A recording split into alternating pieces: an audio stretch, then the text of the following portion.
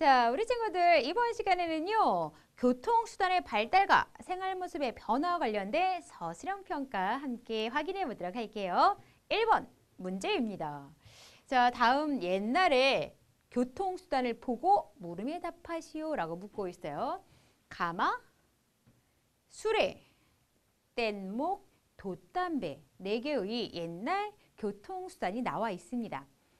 질문은요. 한 사람이 타고 여러 사람이 함께 들고 갔던 교통수단을 찾아 기호를 쓰시오라는 거예요. 딱 그림만 봐도 답이 보여요. 가마 안에 한 명의 사람이 지금 타고 있거든요. 근데 이제 앞뒤로 2명이 가마를 들고 한 사람을 태워서 어딘가 이동하고 있잖아요. 그래서 이 질문의 정답은 가마, 기역입니다. 자, 니은 이제 바퀴가 달린 수레를 사람의 힘으로 지금 끌고 있는 그러한 모습이 담겨 있고요. 디귿은 여러 개의 나무 토막을 이어붙여 만든 뗏목을 노를 저어서 가고 있는 그러한 모습이 담겨 있어요.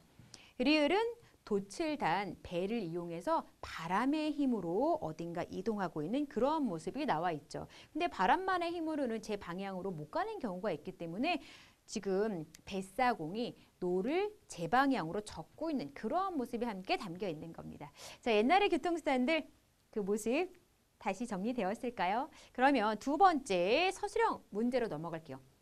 위 그림과 같은 옛날 교통수단의 좋은 점은 무엇인지 쓰시오.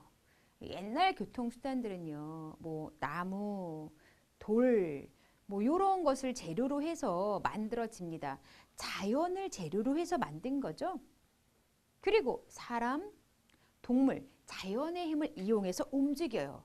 그렇기 때문에 환경이 오염되지 않는다는 좋은 점을 가지고 있어요. 그래서 환경이 오염되지 않는다. 이제 오늘날 사람들이 많이 이용하고 있는 자동차만 보더라도요. 배기가스 같은 걸 뿜어내면서 정말 환경 오염을 심각하게 일으키고 있잖아요. 이에 비해서 옛날 교통수단이 환경 오염을 일으키지 않는다는 점에서만큼은 정말 좋구나라는 걸 알 수 있습니다. 자, 그러면 2번 문제로 넘어갈게요. 자, 전차, 증기선, 비행기 3개의 교통수단이 또 나와 있어요. 수증기의 힘을 이용하여 움직인 교통수단을 찾아 이름을 쓰시오. 이 문제도 너무 쉬워요. 이 증기선이라고 하는 게 수증기의 증기를 가져다가 쓴 거거든요. 수증기라고 말하기도 하고요. 그냥 줄여서 증기 이렇게만 부르는 경우도 있어요. 그래서 증기의 힘으로 움직인다 라고 해서 증기선이라고 이 배를 부르는 거예요.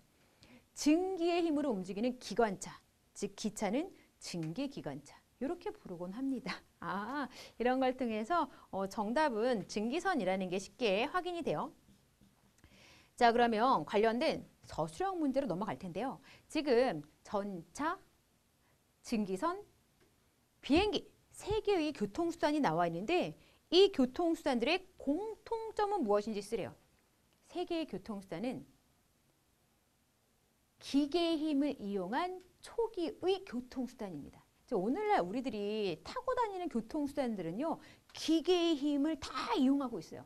그런데 옛날 같은 경우 사람, 동물, 자연의 힘을 이용해서 움직였던 거잖아요. 그러다가 이제 이러한 것들이 등장하면서 처음으로 이제 기계의 힘을 이용한 교통수단들이 이용이 됐던 거예요. 근데 이제 오늘날의 교통수단과 비교하면은 당연히 성능이 좀 떨어지죠. 속도도 느리고. 그런 좀 부족한 점들이 있겠으나 옛날 것과 비교하면 그래도 성능이 훨씬 더 좋아졌던 것들이에요. 기계의 힘을 이용한 초기 교통수단이다. 반드시 이 문제의 답에는요. 기계의 힘을 이용했다. 이런 설명이 들어가야 돼요. 자, 우리 세 번째 문제 살펴볼게요. 자, 자료를 보고 물음에 답하시오 라고 묻고 있어요. 주어진 자료는요. 서울부터 부산까지 가는데 걸어갈 때, 증기기관차 타고 갈 때, 고속버스 타고 갈 때, 고속열차 타고 갈 때, 비행기 타고 갈 때 걸리는 시간이 다른 그런 걸 좀 비교해 주고 있는 거예요. 실제 여기에는 이제 각각의 교통수단을 이용했을 때 얼마나 시간이 걸리는지까지는 적혀져 있지 않지만 당연히 제일 많은 시간이 걸리는 건 걸어갈 때죠. 걸어갈 때. 한 달가량 걸려요. 그러다가 걸어가다 보니까 길을 헤매가지고 좀 어려움을 더 많이 겪을 수 있을 것 같아요. 그럼 여러분, 가장 빠르게 갈 수 있는 그런 방법은 뭘까요? 그렇죠. 비행기 타고 가는 거예요. 거의 1시간 만에 갑니다. 1시간 만에. 그래서 첫 번째 질문, 서울에서 부산까지 가장 빠르게 갈 수 있는 방법을 찾아 쓰시오. 비행기를 타고 간다. 이제 비행기를 적어주면 돼요. 그래서 초기 비행기보다 오늘날 우리들이 이용하고 있는 제트 엔진이 달려있는 그런 비행기는 훨씬 더 속도가 빨라요. 이제 오늘날 우리들이 이용하는 그러한 비행기를 타고 가는 게 가장 빠르다라는 걸 알 수 있어요. 자, 그러면 이제 두 번째, 서울에서 부산까지 걸어가는 것보다 버스, 기차, 비행기를 타고 갈 때의 좋은 점을 한 가지 쓰시오. 뭐가 좋겠어요?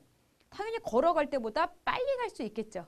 그래서 빠르게 갈 수 있다. 이렇게 단순한 것도 답이 될 수 있고요. 좀 더 안전하게 갈 수도 있기 때문에 그냥 선생님은 답으로 빠르고 안전하게 갈 수 있습니다. 이런 내용을 썼어요.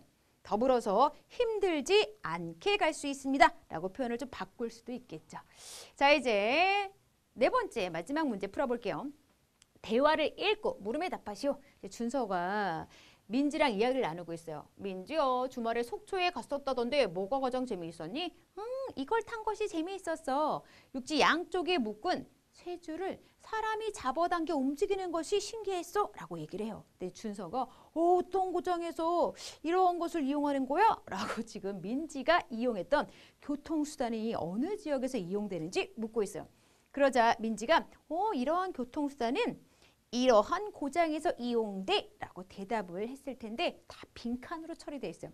일단 육지 양쪽에 묶은 세 줄을 사람이 당겨서 움직이는 교통수단은 갯배죠, 갯배. 그래서 기억의 공통으로 들어갈 교통수단은 갯배가 되겠습니다. 자, 갯배. 자, 그럼 이제 두 번째 서술형 문제는요. 니은에 들어갈 민지의 대답을 쓰라는 거. 갯배라고 하는 교통수단은 어떤 고장에서 주로 이용되는 특별한 교통수단일까요? 배잖아요. 그러니까 이제 바다와 관련된 고장에서 이용을 하겠죠. 바다를 사이에 두고 떨어진 두 마을을 오갈 때 이용해요. 이렇게 예를 들어서 자, A, B 이렇게 사이에 바다가 있는 거죠. 바다를 사이에 두고 떨어져 있는 두 마을을 오갈 때 바로 육지 양쪽에 묶은 세 줄을 사람이 당기면서 요 사이에 갯배를 띄워놓고 오가는 겁니다. 자, 이렇게 해서요. 우리가 교통수단 관련된 서술형 평가 문제 모두 풀어봤습니다. 우리 친구들 이번 시간에도요.